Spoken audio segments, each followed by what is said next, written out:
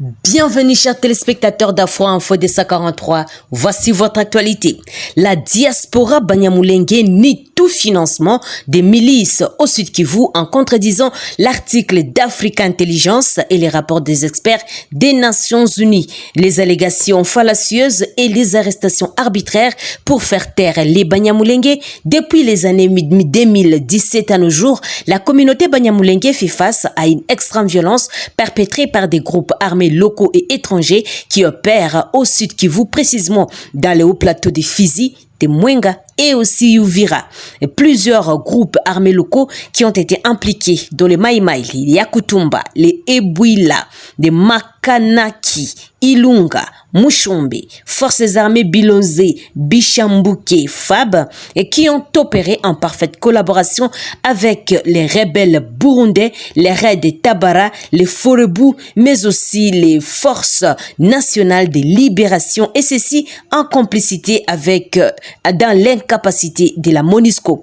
Droit de réponse écrit sur Congo Virtuel. Devant cette extrême violence, les Banyamulenge et leurs amis ont tout fait et sans en moindre succès appelé au secours et à la protection des civils. Toutefois, ces violences continuent jusqu'aujourd'hui, bien que toutes les instances étatiques de la RDC aient été saisies. Dans ce qui ressemble aux manœuvres des individus qui ont été impliqués directement ou indirectement dans la violence contre les Banyamulenge, il s'avère actuellement qu'il y a des stratégies pour museler les membres de la communauté Banyamulenge et les réduire au silence. C'est dans ce cadre que les représentants des mutualités de la communauté Banyamulenge regroupés au sein des Gakondo conçoit les reportages publiés par Africa Intelligence ainsi que les rapports des Nations Unies de juin 2023, S 2023 431.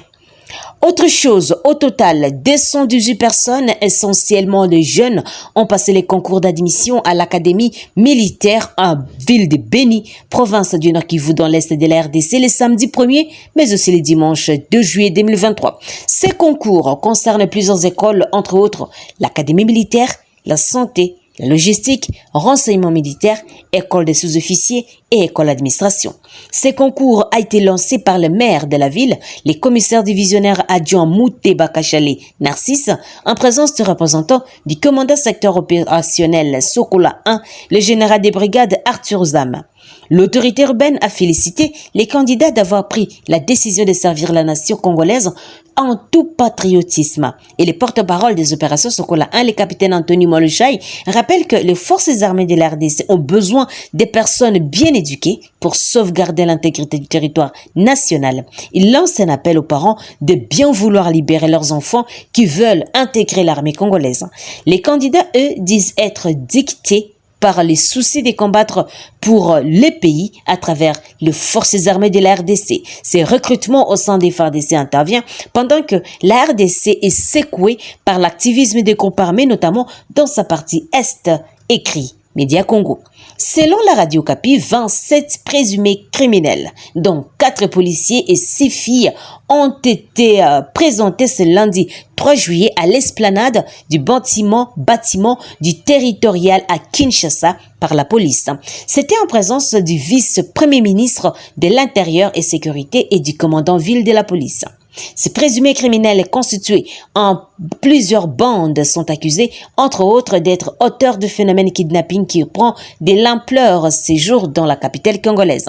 Selon la police, ces hommes volent, violent, tuent et extorquent les biens de leurs victimes. Et plusieurs biens volés ainsi que les outils de leurs opérations ont été présentés.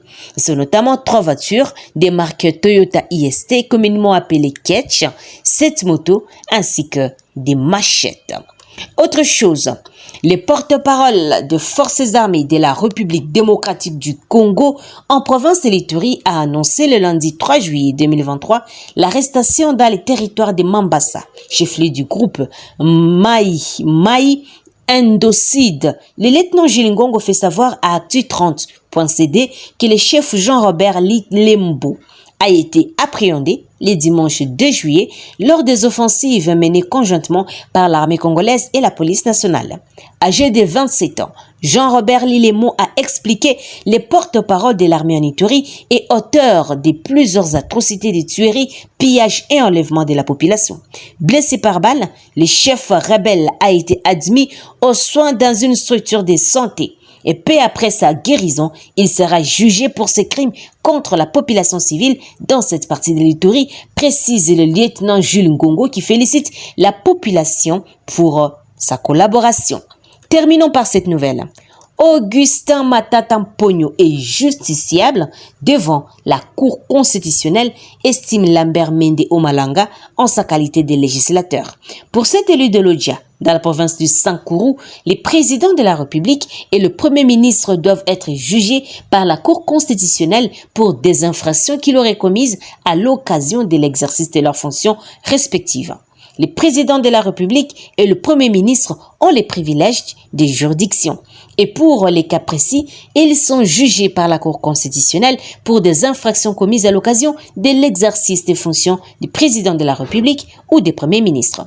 Alors, si c'est vrai que M. Matata Mponyo n'est plus Premier ministre aujourd'hui, l'infraction pour laquelle on le poursuit aujourd'hui par les parquets, et c'est parce que les parquets présument qu'il a commis cette infraction à l'occasion de l'exercice des fonctions du Premier ministre dont la Cour constitutionnelle reste compétente, a dit l'ancien ministre des Communications et Médias Souler Kabila dans une émission devant les confrères Israël Mutombo.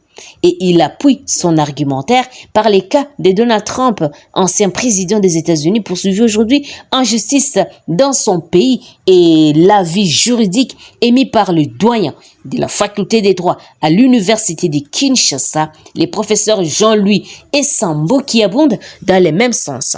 J'ai suivi l'avis juridique qui a donné le doyen de la faculté des droits, un excellent professeur qui s'appelle Jean-Louis Essambo, qui a dit « Ce n'est pas seulement pendant qu'on est Premier ministre ou président de la République, mais c'est également lorsque l'infraction a été commise à l'occasion de l'exercice de fonction du Premier ministre ou du président de la République. C'est ça les ratio legis.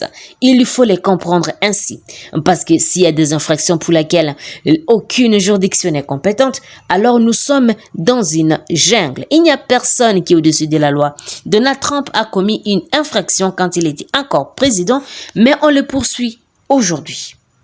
L'infraction a été commise au moment où il était encore président en exercice, mais aujourd'hui on le poursuit. On ne peut pas laisser une infraction impunie, sinon c'est une jungle, a déclaré Lambert Mende. Voilà avis de plus qui vient étoffer, voire confronter l'avantage et les arguments du procureur général près la Cour constitutionnelle qui avait obtenu la levée des immunités du sénateur Matata Mponyo auprès du bureau de la Chambre haute du Parlement de l'affaire Boukangalonzo, où des centaines de millions de dollars avaient pris une destination inconnue. C'est donc une affaire à suivre. Chers téléspectateurs d'Afro Info 243, merci à vous de nous avoir suivis jusqu'à la fin.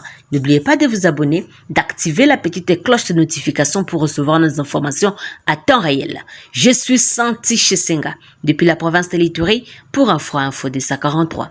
Au revoir.